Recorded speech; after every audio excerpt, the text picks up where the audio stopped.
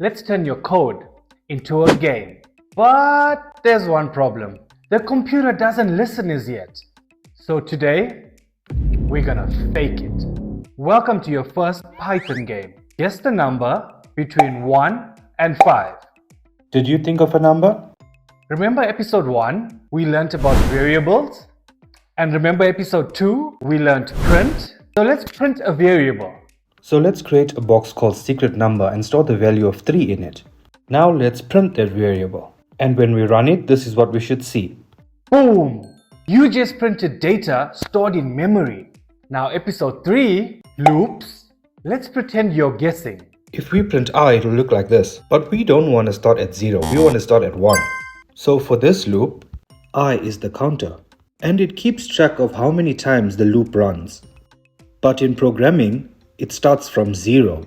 And it will read like I is equal to 0, I is equal to 1, I is equal to 2. Although it ran 3 times, it will count like this.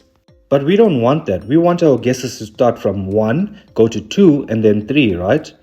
So in order for us to see those values like 1, 2, and 3, we need to plus 1 to the count.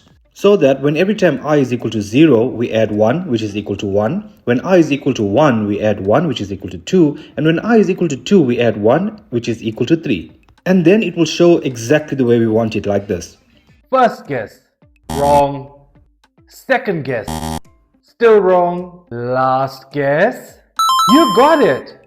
So it looks like it reacted, right? But it didn't. The computer isn't thinking. It isn't listening.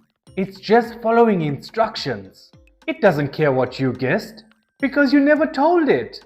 Now let's make it feel more like a real game. Now we've got lives. And in this loop, we're saying do it 3 times because the variable live stores the value of 3. So print you lost a life 3 times and then print game over, like this. And it feels like a real system.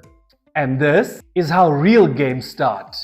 So far you've learned print to show things, variables to store things, loops to repeat things, and that's already enough to build a structure of a real game. But there's something missing. What if the computer could actually ask you something? What if it could wait for your answer? There's a command for that, and it's called input. That's when the game becomes real. So in the next episode, this game comes alive.